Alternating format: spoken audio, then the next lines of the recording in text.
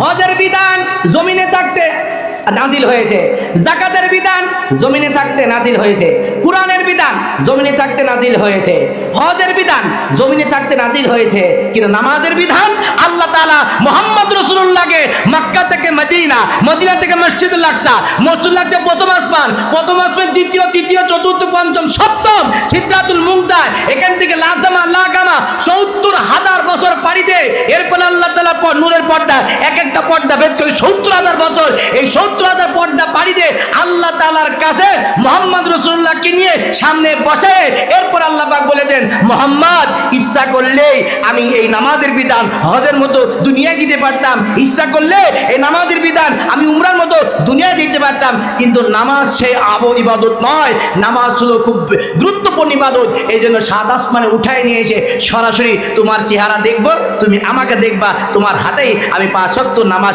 আজকে তোমার উম্মতের জন্য হাদিয়া দান করে দিলাম। আল্লাহ পাক জিজ্ঞাসা করলেন, মুহাম্মদ রাসূলুল্লাহ, আল্লাহ গো ৫ ওয়াক্ত নামাজ তুমি দিয়েছো, এই ৫ ওয়াক্ত নামাজ আমার উম্মত পড়লে কি হবে?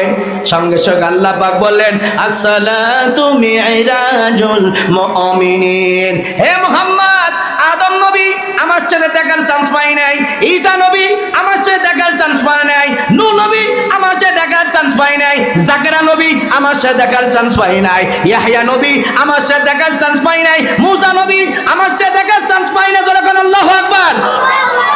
ইউনূস নবী আমার সাথে দেখার চান্স পাই নাই, ঈসা নবী আমার সাথে দেখার চান্স পাই নাই, কেউ আমার সাথে দেখার চান্স পাই নাই। মুহাম্মদ তুমি একজন নবী যাকে আমি আল্লাহ তাআলা সরাসরি দেখার সুযোগ করে দিয়েছি। তবে সুসংবাদ নাও, শুধু তুমি আমার সাথে মিরাজ করবা না, কথা শুধুই বলবা না, বরং তোমার উম্মতদেরকে জানিয়ে দাও যারা ৫ ওয়াক্ত নামাজ আদায় করবে তাদের প্রত্যেকদিন ৫ ওয়াক্ত নামাজের মাধ্যমে আমি আল্লাহর সাথে মিরাজ এবং কথা হয়ে যাবে। জোরে কন্যা সুবহানাল্লাহ। মুহাম্মাদের নাম জপেছিলি বুলবুলি তুই আগে, তাই কি রে তোর কণ্ঠেরই গান এমন মধুর লাগে। সবাই